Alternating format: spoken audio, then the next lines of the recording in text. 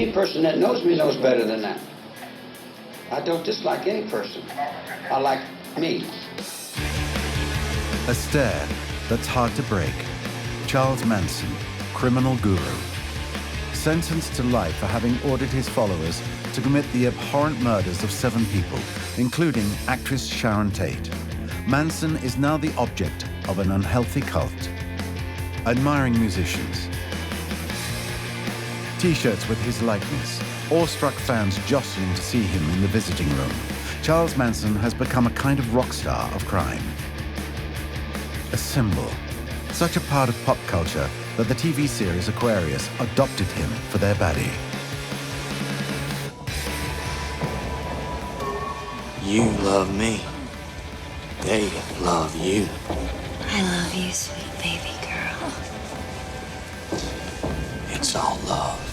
Here's the little-known story of the man who twisted the spirit of the 60s, the years of sex, drugs, and rock and roll, the story of Charles Manson, the fiendish hippie who became a true icon of crime.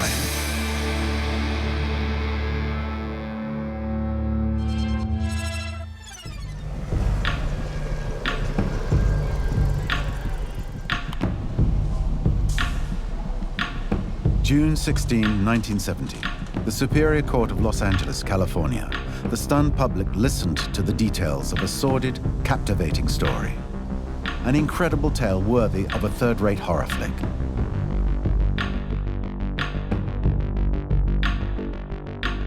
That day marked the start of the trial of Charles Manson. Small, long-haired, serene, despite being accused of 2 series of murders. There was no apparent motive, and his accomplices had an improbable profile. 3 young girls, barely adults. Even more improbably, one of the victims was a celebrity. Actress Sharon Tate, wife of Roman Polanski, and 8 months pregnant, was stabbed 16 times. That moment, that trial, heralded the media debut of a man still considered an icon of evil. A criminal unlike any other.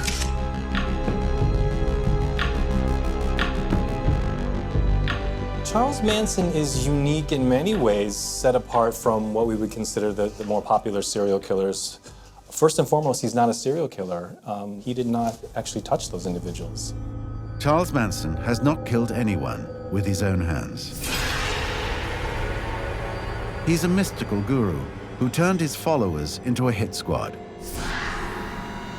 Ready to kill at his behest.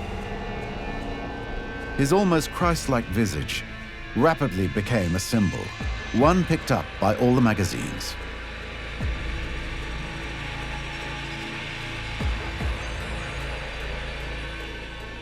It was the strangest trial I ever covered. It was bizarre. He was the symbol of everything that went bad with the 60s. He was the symbol of the rotten core of the 60s. Charles Manson is a confluence of historical events that probably could not have happened at any other time historically. At this time in the United States and elsewhere around the world, the mass social revolution was happening.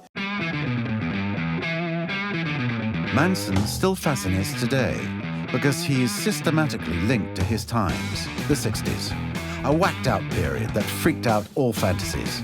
The Vietnam War, demonstrations, race riots, the assassinations of politicians. In the USA, the establishment could see its youth breaking away. The American way of life no longer coincided with the American dream. They wanted to live in the streets, together, far from the straitjacket imposed by the older generation.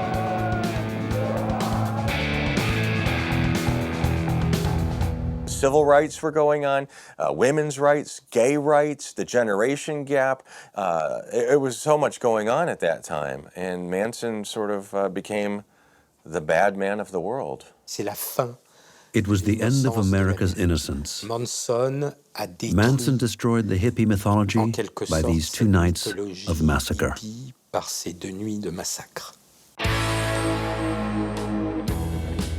Between drugs and sex and rock and sects, this is the story of a crime figure whose image as an anti-establishment rebel sometimes overshadows his dreadful murders.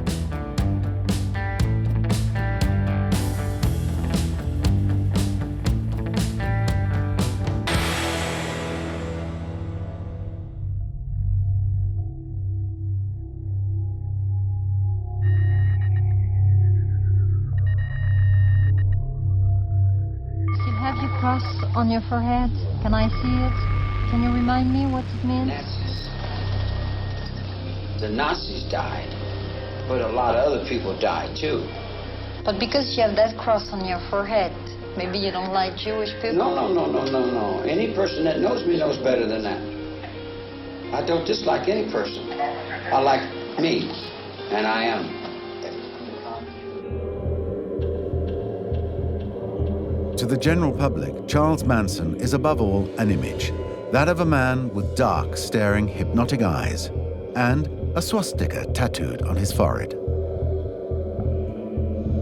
A variation of the cross he wore defiantly almost 50 years ago, at the time of his trial.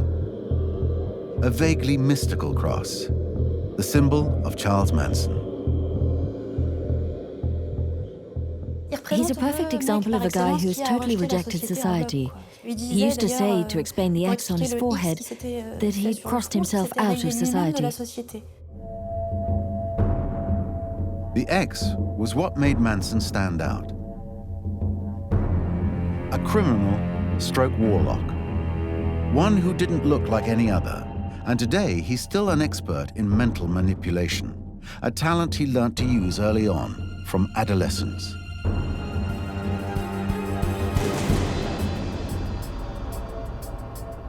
Charles Manson grew up as a dropout, born in Cincinnati, Ohio. He grew up without a father, was left to his own devices, and committed his first robbery while still a 13-year-old kid. That was the start of a long series. In English, they say street smart or streetwise. It's this intelligence of the streets that is bound to turn bad. After a 3-year stretch in prison, his mother refused to take him back. Young Charles's teenage years were spent shuttling between reform school and the penitentiary. He had to learn how to assert himself behind bars. He was a very slight man. Everybody always mentioned how short he was. He was only about 5'3". As a small man, he had to protect himself in prison. And the way he did that was with a gift of talk. And what he would do is, he said he would always learn to tell people what they wanted to know about themselves. Charlie's strengths were, again, his charisma, his charm, his manipulativeness, and his ability to influence the thinking of other people. Something that he had learned his whole life, that he'd become quite good at, in many respects, as a survival mechanism. In 1960, aged 26, he was sentenced to 7 years incarceration for pimping. That was when Charles Manson learned more about mind control. From a neighbor, he learned about a recent, already controversial religion, Scientology. If he didn't necessarily embrace the religion itself, he probably learned in principle how religion can be used to draw people in, particularly people who are lost, wandering souls, people in need. And this was a vital skill he would need later when he formed his own sort of cult. Locked in his cell, Manson was also excited about another, very different religion, pop music.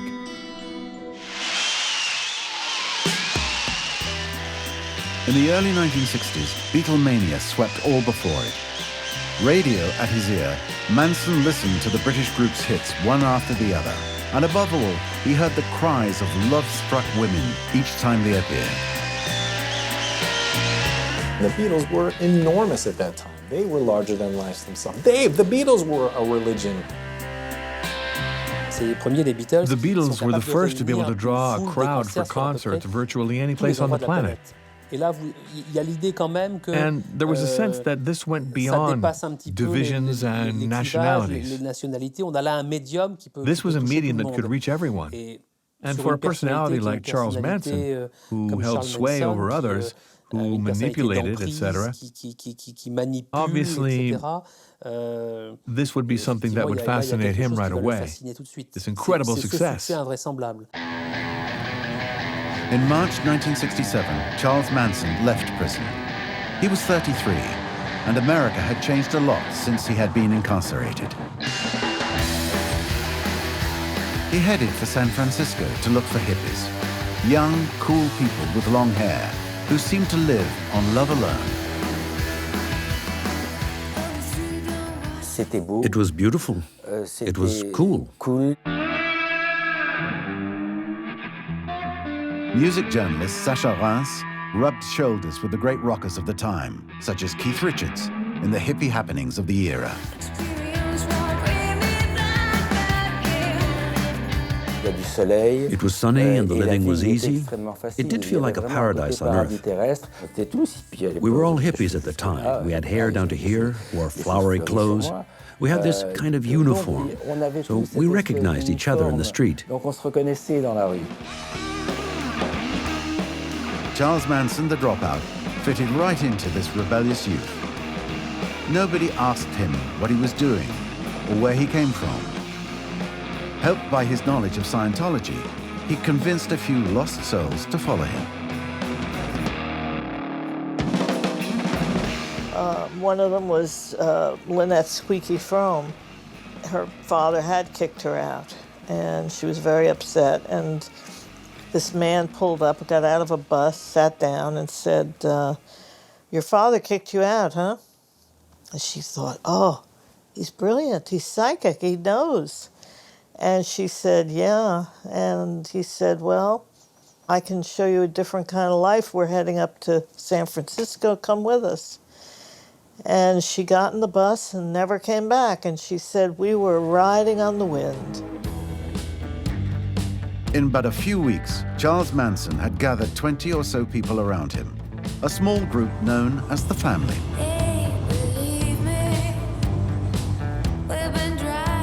They drove around in an old school bus that they'd kitted out, sometimes squatting in the neighboring ranches. They were looking for something to belong to. The politics was not offering them really a solution.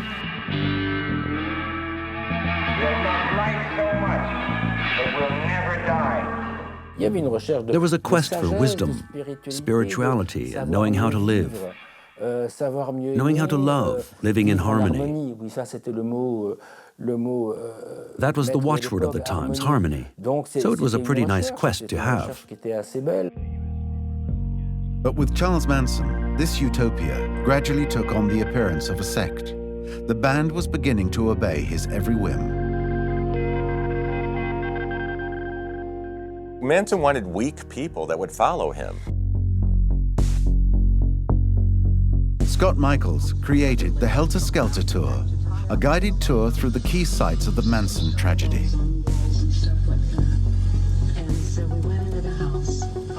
These girls, you know, they just wanted somebody to please, and he was a father figure to them, so they wanted to keep Charles Manson happy. Manson knew how to make them lose their bearings. The community was bewitched, convinced it was dealing with God on earth.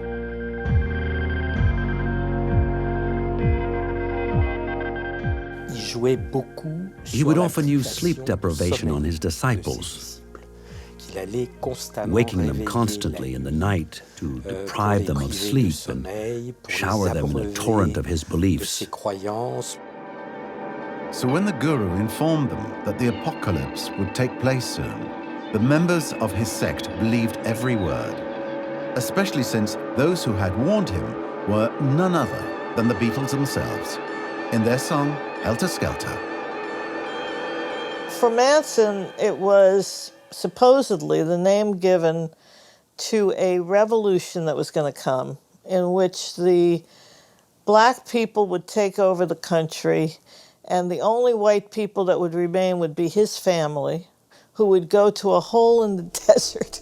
I mean, it's hard to even talk about it seriously because it's so ridiculous. In July 1969, Manson's paranoia became uncontrollable after a bloody settling of scores between his followers and a dealer. It was the family's first crime.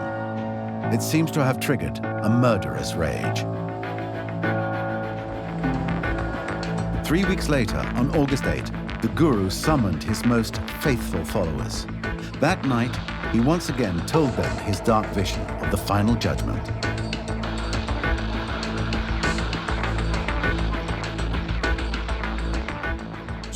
God is everywhere, in all things and all persons, so there's no good or evil. There isn't that duality, in fact. It's all mixed up, so there's no longer any moral framework. For example, killing someone is just allowing them to access eternal life more quickly. So in fact, it's an act of love. That was how he preached the philosophy of killing. Because if life didn't matter, and if you were just his instrument, when he told them to go out and do something witchy, which he did, they knew what he was talking about. He was talking about murder. Without a second thought, his acolytes hit the road heading for the upscale neighborhoods of Los Angeles, ready to commit, over the next 2 nights, a series of murders that sadly would make them famous.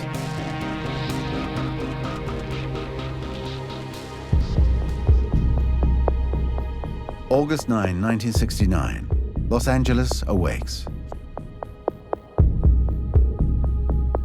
That morning, when Linda Deutsch called her editorial office, she learned that a tragic event had taken place.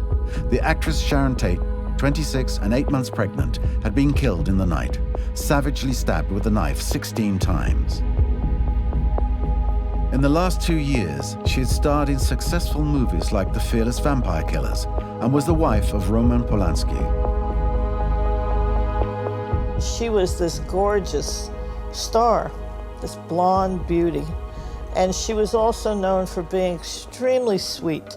Everybody loved Sharon. Roman Polanski was abroad, but there were 4 more corpses lying alongside the starlet, those of 3 of her friends and a visitor. Like her, the victims had been stabbed to death. The murderers left messages in letters of blood on the walls of the house. The use of the word pigs was to do with police at that time, piggies. They wrote Helter Skelter on one of the walls. Nobody knew what to make of it for a very long time. The next day, a couple of shop owners were found butchered in this house on the other side of town.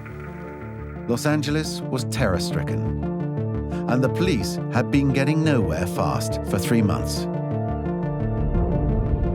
It was Susan Atkins, one of the family followers, in prison for a simple car theft, who would put them on the trail of Charles Manson.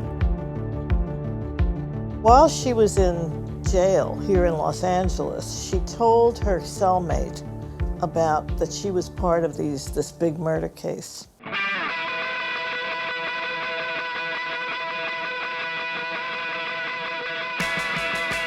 The story broke. For the public, the tragic celebrity death of Sharon Tate was suddenly connected to a rather shady sect. The press was captivated by the face of Charles Manson, sometimes Christ-like, more often satanic, as in this photo taken by the police.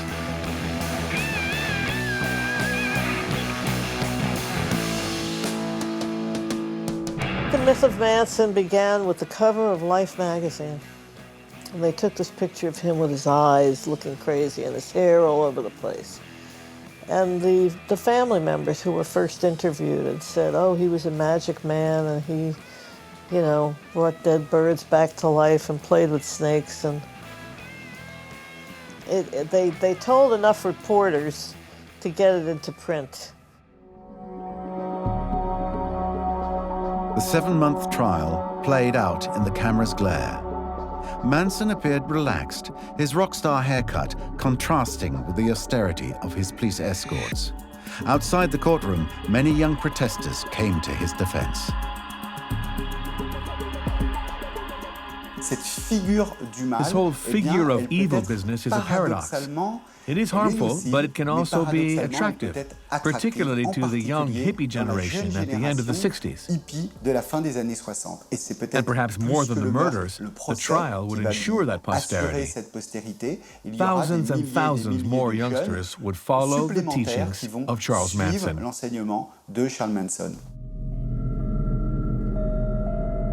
Charles Manson was sentenced to life in prison. Yet his impact on society was so strong that he continued to fascinate. 3 years later, in 1974, the book Helter Skelter appeared, written by the prosecuting attorney, a bestseller that shipped over 7 million copies. Manson so crystallized the late 60s, it seemed that it could be told 1,000 different ways.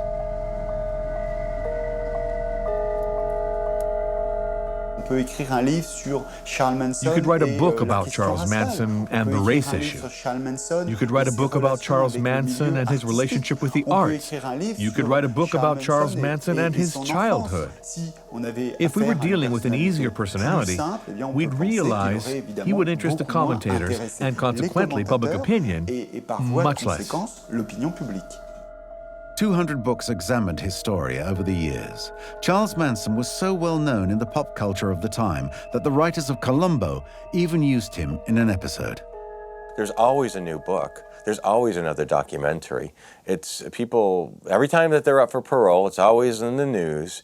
People are fascinated by it. It will never end.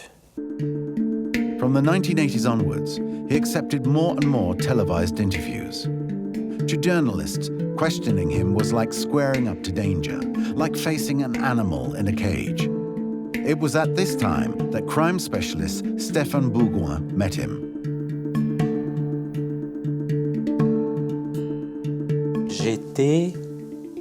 I was completely trapped in his gaze. I almost had the feeling that he never blinked his eyes. His gaze is staring, penetrating, but also totally magnetic. And it's true that his personality gives off an aura, an impression of all-powerfulness. When you see him, you understand.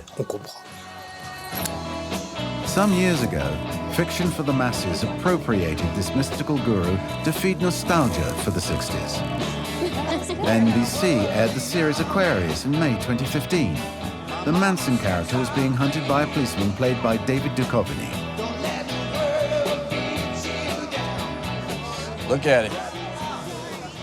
It's an electric snake. It wants me. You. Us. The whole world. Charles Manson is still imprisoned in California. Now 80 years old, he continues to attract attention to himself and his ideas. For example, he created an internet site, ATWA for Air, Trees, Water, Animals. Here he portrays himself as a political prisoner at war against the pollution of American industry. You can't stop war, but you can redirect it. You can redirect it to the problem. The problem is pollution. But it's not just Charles Manson's dangerous charisma that has fueled his fame. The man also gives off a sulfurous scent of sex and drugs, one of the other ingredients of his legend.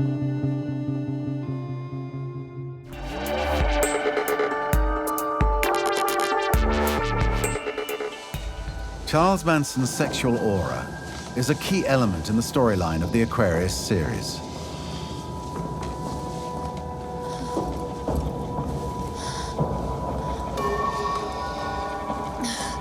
I love them.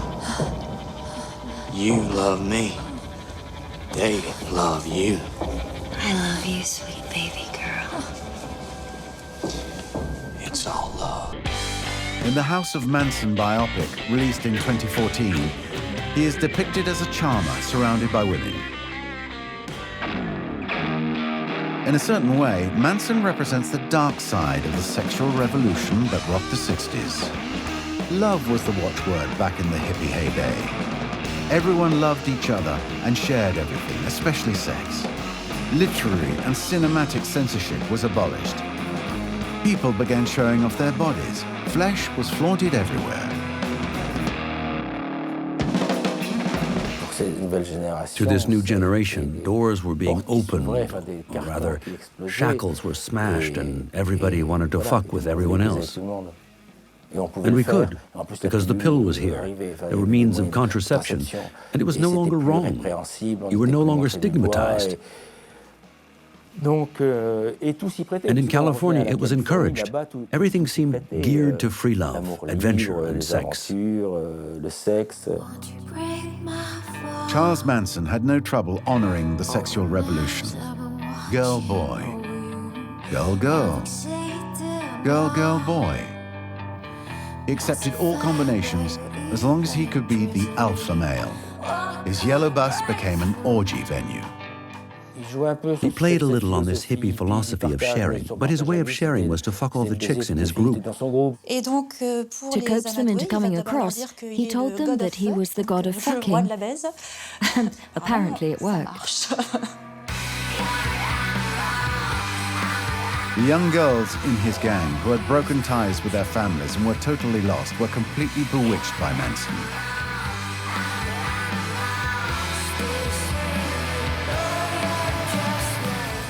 Patricia Krenwinkel was a runaway. Patricia Krenwinkel had a condition. She had a lot of body hair. So she's, 19 years old, just after puberty. Her parents were divorced. She was a basket case. She was, falling apart. And Charlie Manson saw her and said, "You're the most beautiful woman I've ever seen in my life. Come and live with me." And made love to her. So of course she's going to go with him. But Manson's legendary powers of seduction were in fact helped by a substance that injected color into life: LSD.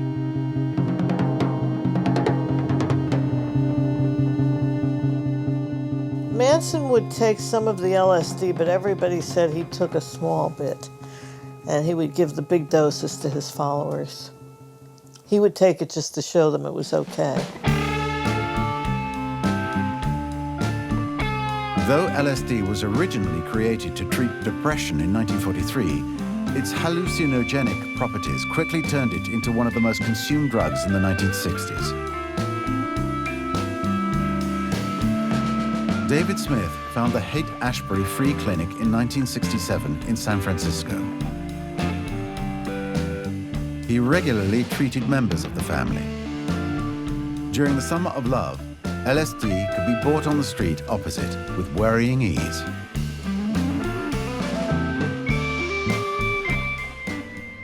I remember once coming home at night, and remember, I'm a laboratory scientist, but I lived in the Haight. So I would see all this stuff happening. And in this corner here, next to this office, was a donut shop. And you go in there and they were giving donuts and coffee over the top and LSD under the counter.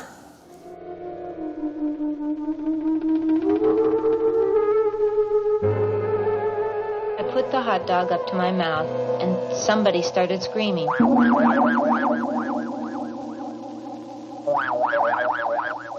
It had a huge impact on culture and music. So there was a belief here that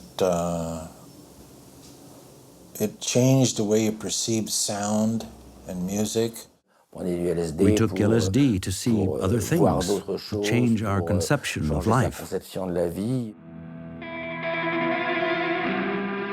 Well aware of the dangerous powers of LSD, Charles Manson both used and abused it.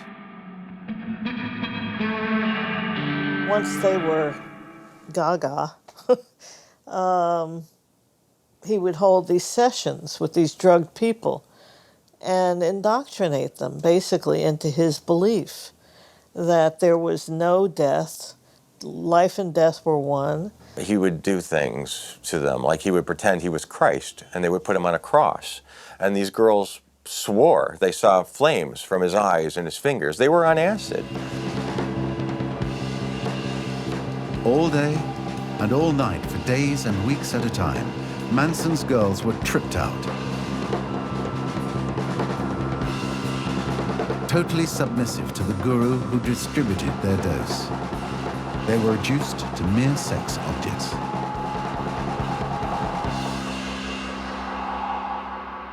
The woman had no value. She was put on earth to look after the men. In other words, to feed them, cherish them, and satisfy their sexual needs. And in fact, they had no value apart from the fact that they were the sum of all the men they had come across. Their father firstly, and then their lovers. They were clearly trying to find their bearings and seeking a father. If he was having sex with the girls, and while they were on acid, and just as they were about to climax, pretend to be their father. Terrible things like that. So after a while, they were, zombies. They'd do whatever he wanted them to do, because he'd beat them up if they didn't. So when he snapped his fingers, they had to run. Gradually, Manson used sex as a tool to obtain what he wanted. The women became bargaining chips. Manson said to the guys, "Come live with me, I'll give you all the girls you want." And, but in turn, they sold drugs for him. At one point, they took up lodgings on this ranch that was used for shooting westerns. The owner was an old man, almost blind, 80 years old. He was treated to sex by some members of the family. That way they could stay there for free. Through drugs and mental manipulation, Charles Manson managed to make these women his instruments. When the morbid slaughter of the summer of '69 began, two of them set about Sharon Tate and her friends most viciously. Then later, during the trial, they displayed a boundless devotion. He told them to sing while he was on the stand, and they sang and they mouthed his words, and he just had total mind control over him. And he X'd themselves, they X'd themselves. He said things, they mouthed what he said. It was partly this unconditional love that forged his image of a powerful womanizer in the eyes of the public. Even in prison, his power continued to have an effect. For almost 40 years, he has been the American prisoner who receives the most perfumed letters.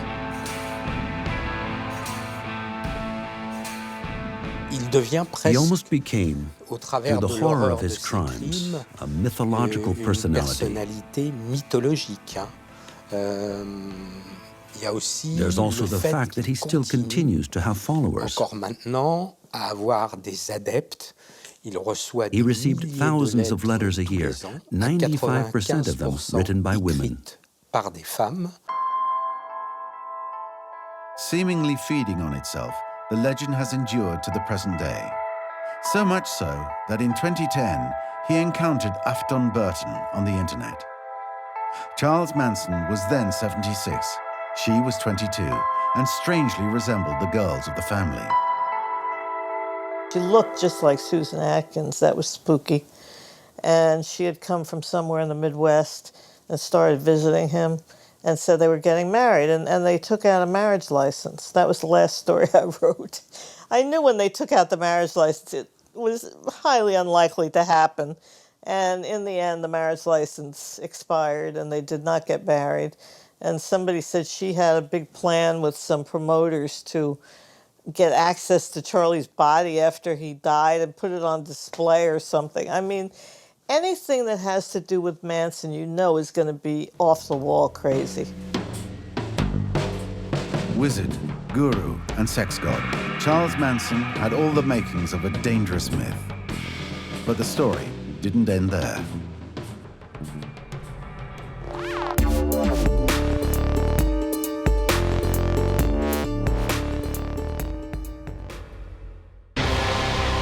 In the early 1990s, when metalhead Brian Warner was looking for a pseudonym, he stuck Manson's name onto that of Marilyn Monroe. a great idea, combining glamour and violence, the two facets of America. And along the way, it continues to disseminate the Manson mystery in the collective unconscious, now elevated to a disembodied concept, a symbol of pure evil. Some musicians have said that now he's a figure as omnipresent and inescapable as Jesus Christ, or the Virgin Mary, or Hitler, that he's become immortal. There's a kind of posterity that reflects this mythological, iconic side of Charles Manson that in the end, everyone in the protest movement will like, whether they're into rap or metal.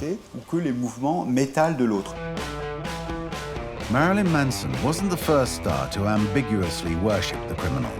Before the murders, Charles Manson hung out with Neil Young and the Mamas and the Papas.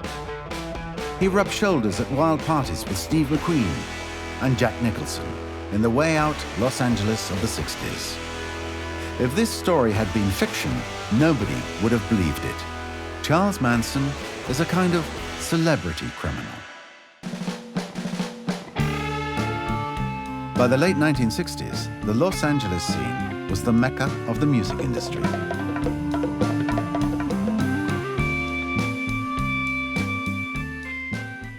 Los Angeles was a gentle way of life, love, sex, etc.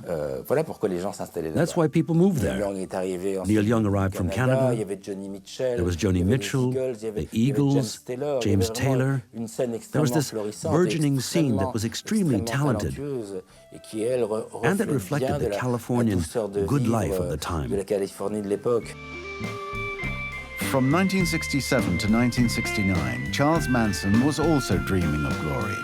Like his idols, the Beatles, he tried to find a place in the music industry by getting himself invited to parties, hoping to meet producers.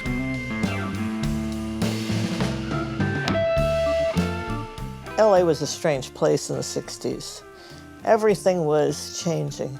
You know, when Bob Dylan sang "The Times They Are A-Changin'," that was it. People who were in the business were sometimes people off the street. You know, they would find people in odd ways. There were record producers everywhere. And he intrigued people. He was this very little guy, walking around often in buckskins with his hair in his face and a guitar, and claimed he was brilliant, claimed he was a great singer. I guess he was his own best publicist.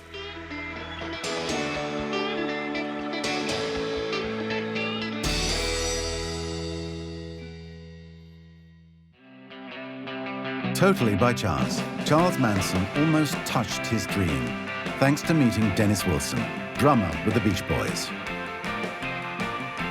In the spring of '68, the superstars of surf music had gone off the boil a little. Dennis Wilson was living in Topanga Canyon, a hippie hangout outside of the city, when one day he ran across the girls of the family. Dennis Wilson picked up the girls hitchhiking and took them home with him. He left, in fact, to continue his day as a drummer. He went out to record, and when he came home that night, he found his house was occupied by a dozen people, including the two girls he picked up as hitchhikers, and other young girls between 20 and 25, and two men, one of them, Charles Manson. The girls offered themselves to Dennis Wilson, who accepted gratefully. Charles Manson saw straight away how he could make himself indispensable to the drummer. His passport to fame. Charles Manson wanted to please Dennis Wilson, so he made sure that Dennis wanted for nothing. You know, you want drugs? Yeah. You want girls? Yeah. You know, just made sure that Dennis had everything he could possibly want. And Dennis is like, sure, why not? He wasn't a very serious person. You know, he was talented, but he wasn't a very serious person. So he took advantage of it too. He didn't care. Dennis had a lot of money. And he apparently was fascinated with Charlie. He liked his line of gab. And he would listen to him spiel his crazy philosophy. some of the girls from the Manson family moved into the Beach Boys' house. The drummer talked in very open terms about his new friend in an interview that appeared in December 1968. When I met him, I found he had great musical ideas. We're writing together now. He's dumb in some ways, but I accept his approach and have learned from him. Inseparable, the two men went to all the Hollywood parties.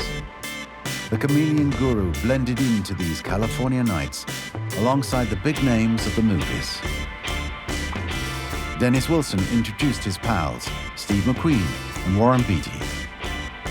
And to win approval, Manson served them girls on a platter. But another meeting would change everything dramatically.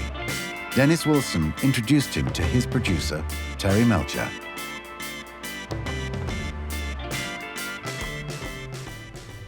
You could look at Terry Melcher as the character of The Great Gatsby. He was the quintessential Californian, a very rich blonde outdoorsman, etc., driving Italian sports cars. So Charles Manson, seeing a character like that, thought, he won't get away. Terry Melcher agreed to listen to the strange little man's compositions.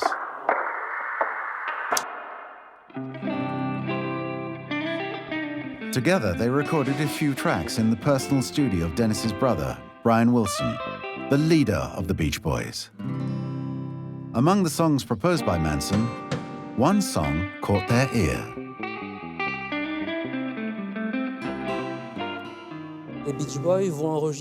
Just after the summer of 1968, the Beach Boys recorded a demo that had been recorded by Charles Manson entitled Cease to Exist, which is a mantra-like song, a kind of loop that returns, which wasn't bad, you must admit.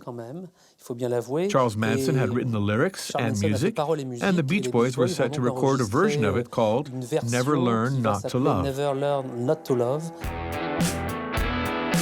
Charles Manson was living the dream. The legendary group decided to cover a song by the Little Big Shot from Cincinnati. He could already see the upward curve of his future career in music, outstripping that of the Beatles. But things turned sour. Dennis Wilson finally grew tired of the family's constant presence. Wilson quickly noticed that things were getting out of hand. His house was being squatted by around 20 people. It was a handsome Californian mansion in an upscale neighborhood. So the neighbors began to complain because the family were people who most of the time strolled around naked, made a lot of noise, sang, and spent their days smoking grass. So Dennis Wilson quickly became overtaken by the situation. The whole experience of Manson and the family staying in his house cost him more than $100,000. At that time, this was an absolutely colossal sum. Furious, Dennis Wilson threw out the gang of slovenly hippies. At the same time, Manson learned that the Beach Boys had changed the lyrics to his song, and he was no longer credited as the writer.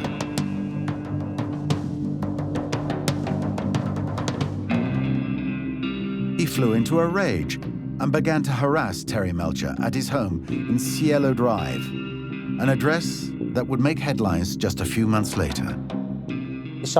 Charles Manson pursued him. He was constantly looking for him, trying to get him on the phone, calling his agent, constantly asking Dennis Wilson, I need to see Terry Melcher. I gave him demo tapes. What's going on? When do I go into the studio? Terry Melcher no longer wanted to hear from him and moved out. Roman Polanski and Sharon Tate took over the house. Rejected, Charles Manson angrily envied everybody, especially those who had known success. Now they were enemies to be put down.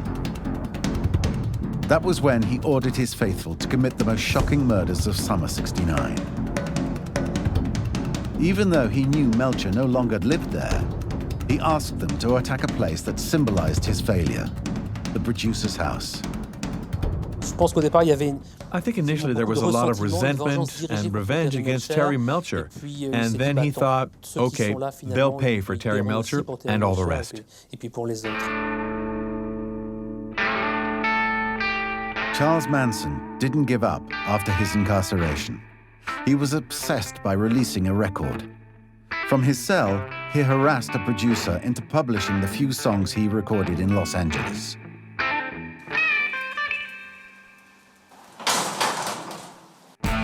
In March 1970, 2,000 copies of an album called Lie, The Love and Terror Cult were released. The album cover parodied the front cover of Life magazine just a few months previously. The word Life was changed into Lie. Manson thus reclaimed his image, creating with just one record his own legend, that of anti-establishment musician mistreated by the media. The ultimate dangerous, despised rocker fantasy.